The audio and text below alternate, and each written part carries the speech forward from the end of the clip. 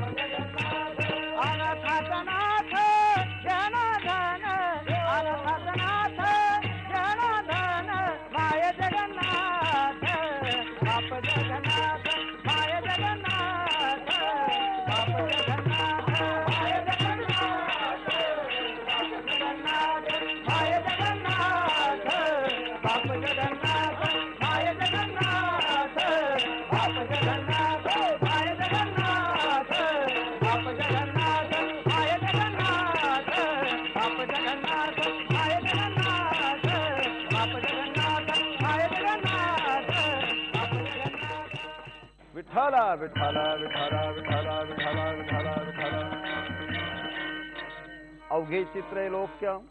अवघे चित्रैलोक्य आनंदाची आता चरणी जगन्नाथा चित्त ठेले माय जगन्नाथ बाप जगन्नाथ अनाथाचा नाथ जनार्दन. प्रस्तुत अभंगामध्ये शांती ब्रह्म एकनाथ महाराज भगवान परमात्म्याच्या चरणावर मी चित्त स्वाधीन केलं, भगवान परमात्म्याच्या चरणावर मी चित्त वाहिलं, याचा परिणाम जीवन जगत असताना माझ्या जीवनामध्ये असा झाला, अवघ त्रैलोक्य मला आनंदाचं वाटू लागलं. अवघेची त्रैलोक्य आनंदाची आता. आता हा वर्तमान कालवाचक शब्द आहे. आता वर्तमान कालामध्ये अवघा त्रैलोक्य मला आनंदाचं वाटतं. प्रश्न इथे लगेच निर्माण होतो की भूतकालामध्ये तुम्हाला अवघ त्रैलोक्य कसं वाटत होतं.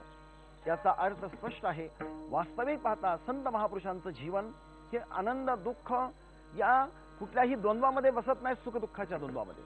परंतु संतांचं नेहमीचं बोलणं जे असतं हे यच्च यावा जीवाला जगाला डोळ्यासमोर ठेवून त्या ठिकाणी संत महापुरुष बोलत असतात. जगद्गुरु तुकोबांच्या म्हणण्याप्रमाणे अवघ त्रैलोक्य आपल्यालाही आनंदाचा वाटावा असं वाटत असेल तर काय करावं लागेल. संत सज्जन श्रोतेमाय बापांनो, आपल्याला आपलं चित्त हे देवाच्या स्वाधीन करावं लागणार आहे. कुणी मनामध्ये हा प्रश्न विचारेल की देवाच्या चरणावर चित्त स्वाधीन केल्याशिवाय आम्ही आमच्या जीवनामध्ये आनंदाचं त्रैलोक्य पाहू शकत नाही का. एकाच वाक्यात त्याचं उत्तर नाही असं आहे. कारण या जगामध्ये दिसणारी प्रत्येक गोष्ट आपल्याला सुखाची जरी दिसत असेल तरी सुद्धा त्या प्रत्येक विषयाच्या मुळामध्ये जर आपण गेलो तर ती प्रत्येक वस्तू ही दुःखाची आहे. अजूनपर्यंत या जगामध्ये निश्चित झालेलं नाही की कोणत्या वस्तूपासून आपल्याला आनंद होणार आहे. थोडीशी जरा तुम्ही कल्पना करा गुलाबजाम हा पदार्थ आनंद देणार आहे. भगवान परमात्म्याच्या प्राप्तीशिवाय माणूस जीवनामध्ये आनंदी बनू शकत नाही. चित्त देवाच्या चरणावर स्वाधीन केल्याशिवाय आनंदी बनू शकत नाही. कल्पना करा, व्यवहारामध्ये आपण गुलाबजाम पाहतो, गुलाबजाम खाणारा माणूस गुलाबजाम खात असताना त्याला फार आनंद वाटतो. मी प्रश्न असा विचारतो, गुलाबजाम या पदार्थामध्ये आनंद देण्याची क्षमता आहे का. वेदांताच्या परिभाषेमध्ये त्याचं उत्तर असं आहे नाही. कारण गुलाबजाम या पदार्थामध्ये जर आनंद देण्याची क्षमता असेल तर एक गुलाबजाम खात असताना जो आनंद आम्हाला होतो तोच 10वा गुलाबजाम खाताना आनंद व्हायला पाहिजे. 10वा गुलाबजाम खाताना जो आनंद होतो तोच 50वा गुलाबजाम खाताना आनंद व्हावा.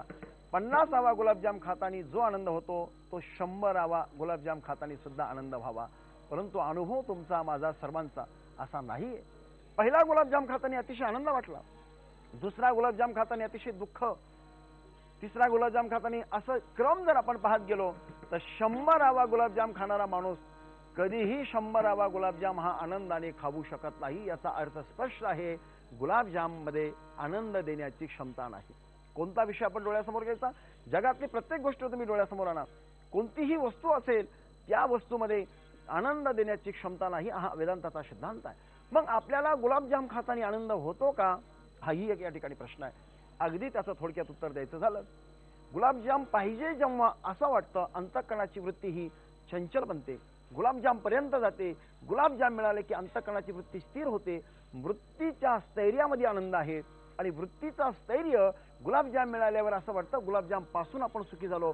वास्तविकता स्थैर्य अंतःकरणामध्ये तेव्हा येणार आहे जेव्हा देवाच्या पायावर आपलं चित्त आपण स्वाधीन करणार आहोत. हा जगद्गुरु तुकोबारायांचा, त्या ठिकाणी शांतीब्रह्म एकनाथ महाराज, भगवान ज्ञानोबराय, गोरोबा काका महाराज, श्री संत चोखोबा महाराज, श्री संत सावता महाराज आदी करून वारकरी संप्रदायाच्या सर्व संतांच्या परंपरेमध्ये सर्व साधू संतांनी अगदी स्पष्ट लिहिलेलं आहे. शांतीब्रह्म एकनाथ महाराज ही तेच सांगतात, देवाच्या चरणावर मी चित्त जेव्हा स्वाधीन केलं तेव्हाच मला या अवघा त्रैलोक्य मला आनंदाचा वाटू लागला. अवघेची त्रैलोक्य आनंदाची आता, चरणी जगन्नाथा चित्त ठेले. आणि एकदा देवाच्या चरणावर मी चित्त ठेलं, चित्त त्या ठिकाणी स्वाधीन केलं की मग काय वाटेल, माय जगन्नाथ बाप जगन्नाथ, अनाथाचा नाथ जनार्दन. अनाथाचा मी नाथ आहे, परंतु माय जगन्नाथ बाप जगन्नाथ हा विचार माझा असल्याने मी त्या ठिकाणी सद्गुरू जनार्दन स्वामी महाराजांच्या चरणावर जेव्हा स्वाधीन माझं चित्त स्वाधीन केलं, मला भगवान परमात्म्याचं दर्शन झालं. माय जगन्नाथ बाप जगन्नाथ, अनाथाचा नाथ जनार्दन. एका जनार्दनी एकपणे उभा, चैतन्याची शोभा शोभतसी. या विश्वामध्ये चैतन्याची माझी शोभा आहे. म्हणून आपल्याला काय करावं लागणार आहे, भगवान परमात्म्याच्या चरणावर आपलं चित्त स्वाधीन करावं लागणार आहे. अवघे त्रैलोक्य आनंदाची आता, चरणी जगन्नाथा चित्त ठेली. विठाला विठाला विठाला विठाला विठाला विठाला विठाला विठाला विठाला विठाला विठाला.